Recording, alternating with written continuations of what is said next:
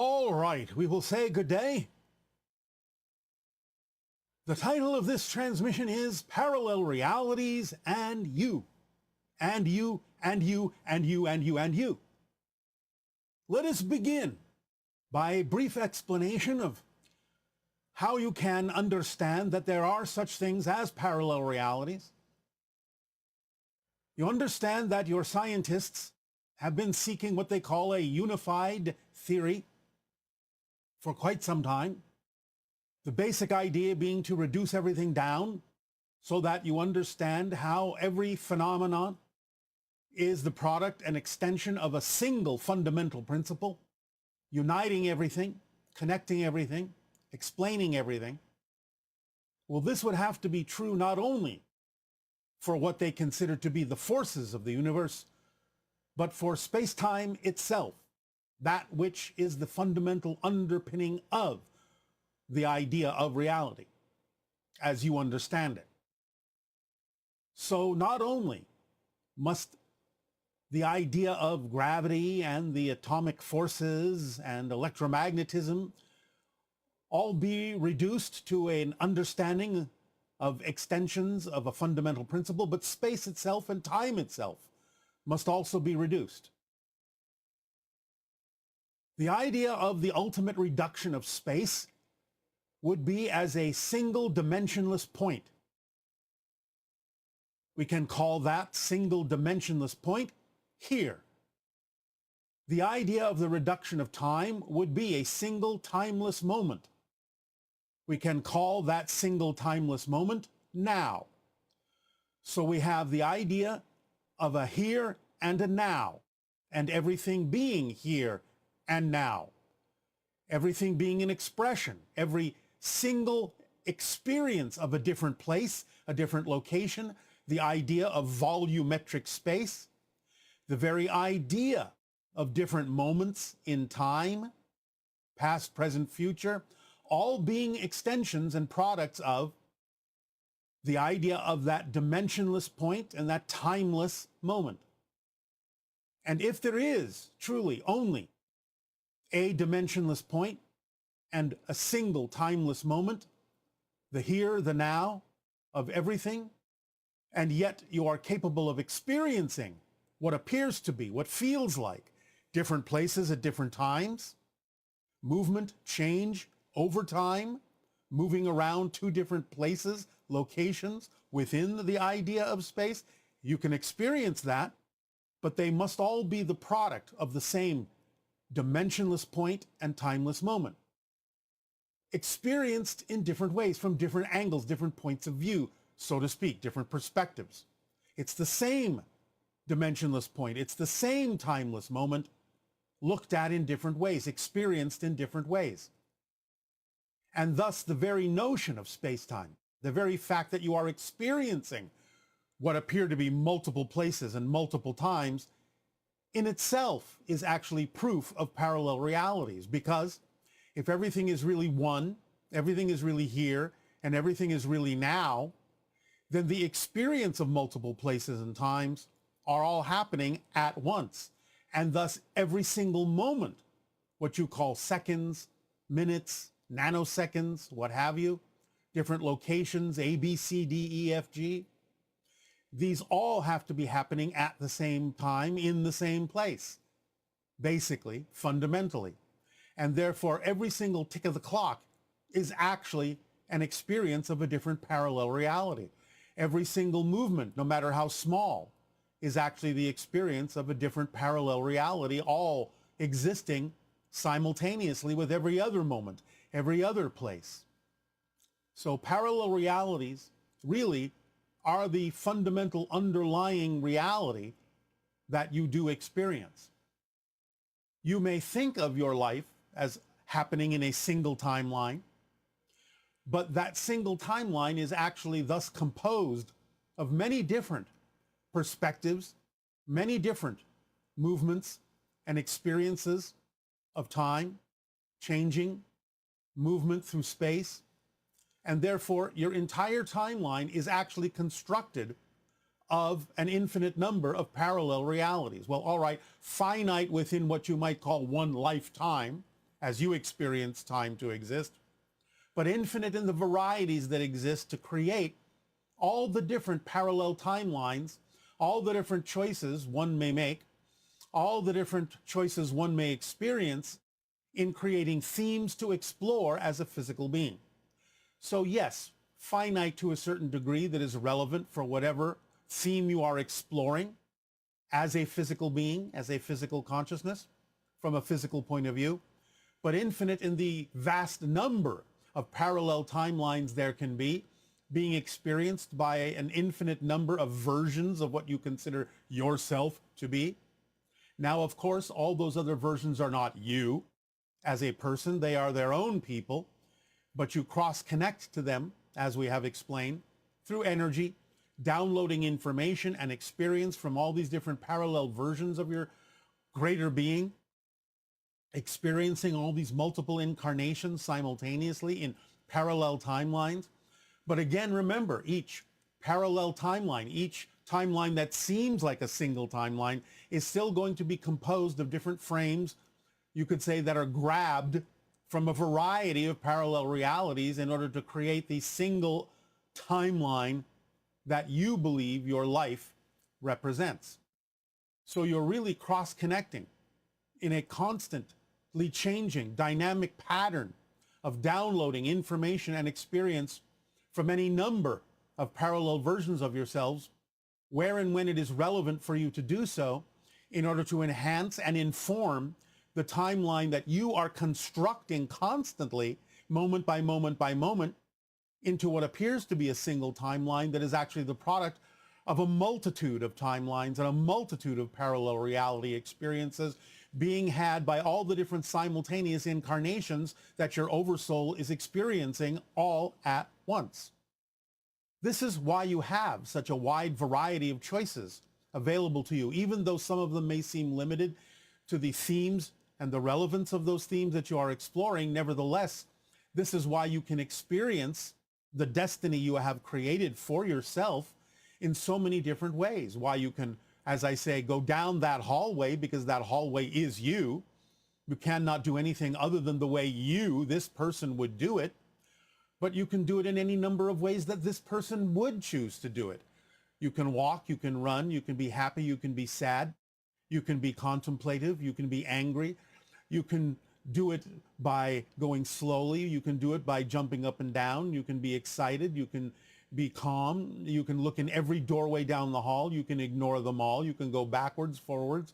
It's up to you how to utilize the dynamic connections that you are calling upon and connecting to from a myriad of parallel reality frames that are all existing at the same time. But you do this in a way where you have a certain kind of energy pattern to it. If you have, from time to time, seen things like moire patterns or mandalas, this is really the meaning of a mandala. The mandala is an expression of the kinds of energy patterns your consciousness is using to tap into different parallel realities, which is why mandalas as a permission slip sometimes can connect you to the multidimensional awareness that they do, because the mandalas and patterns similar to mandalas, different kinds of geometric forms of that nature, especially multidimensional ones like Merkabas and so on and so forth, are actually representative of the kind of energy patterns your consciousness is forming to tap into these different parallel realities and link to them and draw information down those lines, those mandala lines, crisscrossing here and there.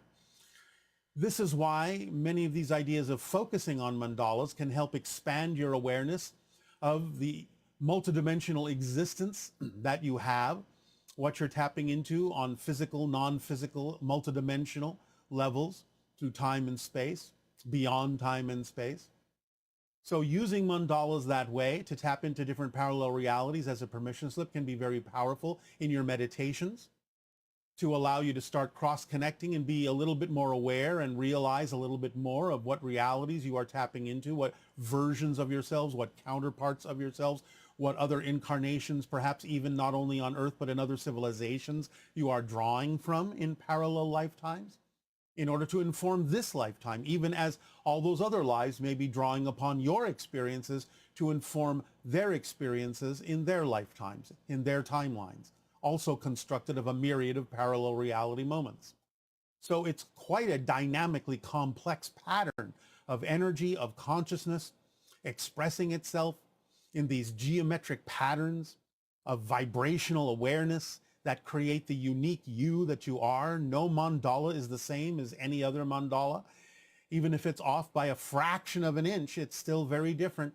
It's creating a new pattern to draw down on new information. And I remind you that you're constantly dynamically plugging and unplugging in from these things. The idea of connecting to what you read as past life memories, future life memories, so on and so forth, is constantly shifting and changing to service whatever it is you have determined are the themes you're exploring as this particular personality. But you are constantly drawing upon a multitude of interdimensional experiences in parallel reality timelines to inform who you are here and now, which is why you have such a great degree of flexibility of changing who you are, because every moment is new.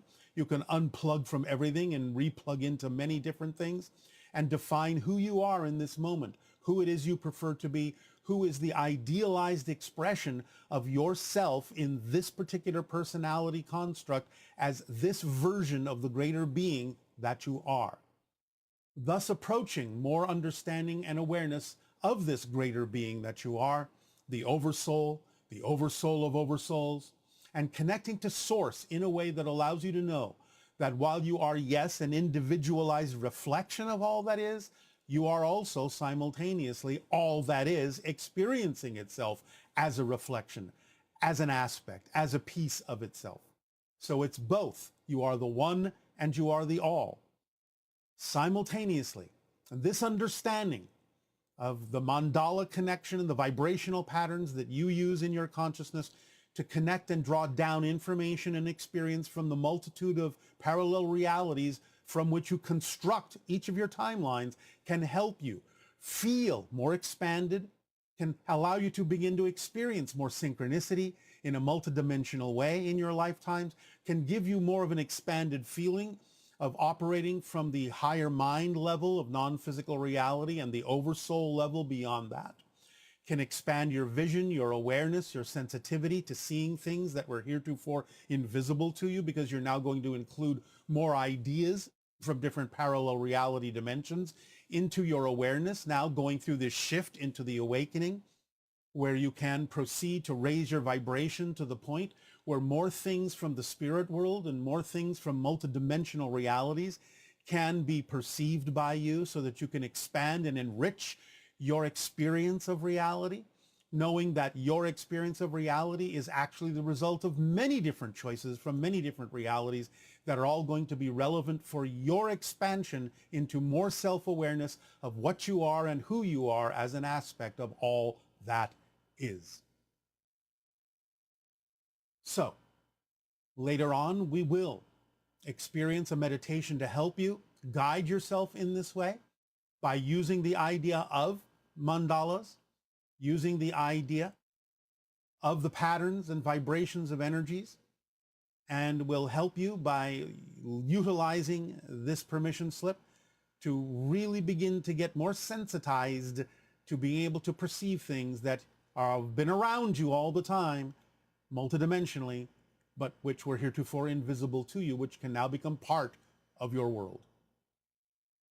So we thank you for allowing us to share this information of parallel realities and you and how you use them, so you can have more awareness, more conscious awareness of how to use them to your advantage, to enrich your experience, to have a fuller life of joy, a fuller life of creativity, of imagination and intuition and perception.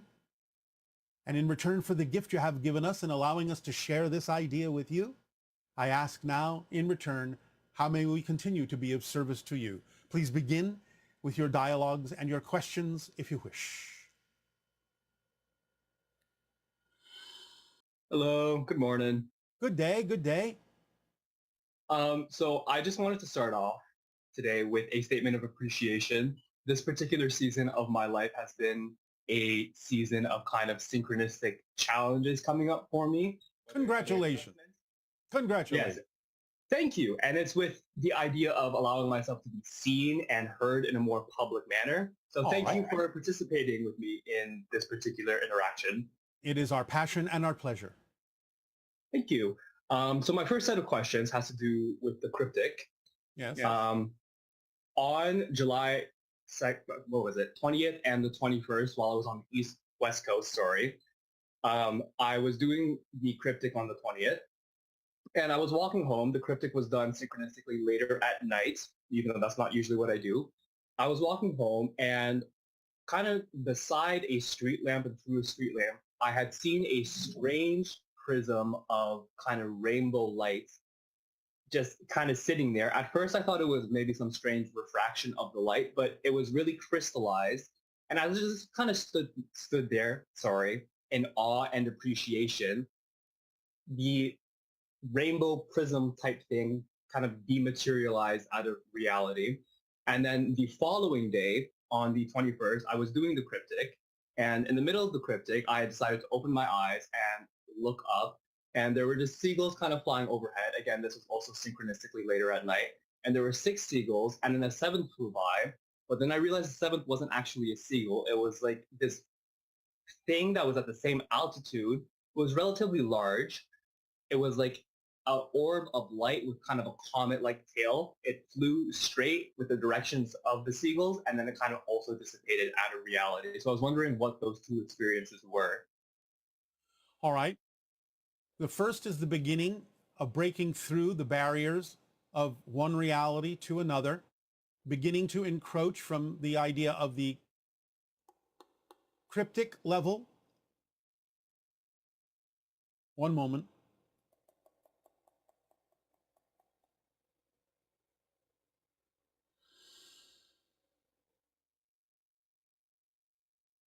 To the nocturnal level. So the idea is, as you begin to establish connections to the physical plane in a certain way, the multidimensional nature of the physical plane, shifting from the cryptic to the nocturnal level can allow you to begin to tap into more parallel realities and break through the barrier or the veil from the idea of physical to multidimensional realities, representing the idea of the crystalline form of breaking through into the next plane, the dimensional plane, that will allow you to expand your consciousness into a multitude. In a sense, you're starting to see the shards, the whole idea of the different shards, each shard reflecting a different parallel reality. So it's the first breakthrough into the idea of the nocturnal level. The idea of what you were seeing up above is more of some of the things that exist. There are multidimensional life forms that pass in and out of your reality now and then, that animals can perceive, that humans are beginning to perceive. The idea is that there are many different kinds of life forms multidimensionally passing into and out of your reality, and you are beginning to perceive one of those life forms that comes and goes, that flies along with the birds many times, but is another life form that is connected to the earth, but lives on a more rarefied, sort of lower astral realm. So you're expanding your awareness of the idea of elementals, which is the first cryptic idea. The first cryptic level is to begin to experience elementals and those that can come in from other dimensional planes, dipping into your reality temporarily, extending your senses so that you can begin to see them in that way as well. Mm-hmm. Okay. So with regards to the first experience, there was kind of a pause. Was that because you were deciding whether or not to give me some information or experience things on my own? And then with the second thing, was that interdimensional an elemental, or was it something else? As I said, it is a life form that exists in the lower astral that can take on energies of the elemental in your reality to be able to be perceivable by you. So it dips in and out, taking on a form, entering your reality, taking on a form that is representative of your reality, but then going back out into its own form in the lower astral, which is a little bit different looking. Yet it takes on that form when it enters your reality so that you can perceive it. The hesitation was simply the idea of looking for the appropriate way to explain the information to you that you were experiencing in a way that was more beneficial for you specifically and your personality to utilize. Ah, okay. Cool. I got you. I'll definitely be re-listening to that as well. It's interesting because that was kind of like a peak experience, and that's a good reflection and confirmation that you just provided me, because I did kind of feel like I was tapping into those lower astral levels, at least from a Yes. visual perspective. Yes. But even though I've continued with the cryptic since, and been having wonderful communications with plants and animals in particular, bald eagles and the like, I haven't quite experienced anything like that again, That's all right. which is interesting. Mm-hmm. That's all right. It's just interesting how there's like kind of like peaks of different experiences that are Exactly. happening. Exactly. You tap in, you utilize the experience for a while, you prepare yourself for other experiences later. They don't have to keep happening the same way. It's giving you enough to work with to be able to apply into your reality and add to what you're already doing so that you can build on that. And then you will have a different kind of peak experience later. Mhm. Okay, awesome. Thank you for that. That was wonderful. Okay, so last year, while I was in the location that I am currently, I was on my way to do cryptic in this particular forest that I do it in the East Coast, and there were two Tic-Tac ships which I had seen. I was very excited about that. I was just kind of like staring at them in awe, and so I was wondering who were in those ships. I'm assuming it's some hybrid children as well. Assuming maybe Yes. that is some that I have a connection with. Um, and The Tic-Tac ships, as you call them, are mostly the product of the Yael. okay, so it would have been Yael beings as well. Yes, yes. Okay. And then here's the question that I wanted to ask, because it was interesting to me, because I thought this might have been the case, though I didn't know. It kind of seemed to me that they were there perhaps because of a fluctuation of vibrational energy, like a spike as a result of me having been doing the cryptic in that location. And so they were trying to see like what's what, or was it that they were like people that I actually have connections with that were just kind of coming to say hi, how you doing? Well, it can be a multitude of things. We can't necessarily predict every single reason why someone might show up. They may be paying attention to shifts in energy that you're connected to, shifts in energy in general in the area. They might be on some other kind of exploratory mission at that particular point, just observing things in general, or they might have more specific connected purposes to see how you're doing and take a reading. It could be a multitude of things. Mm-hmm. All right. Okay. Um, cool. I will sit on this and meditate on the information you've given me. This was really great on like a whole lot of levels.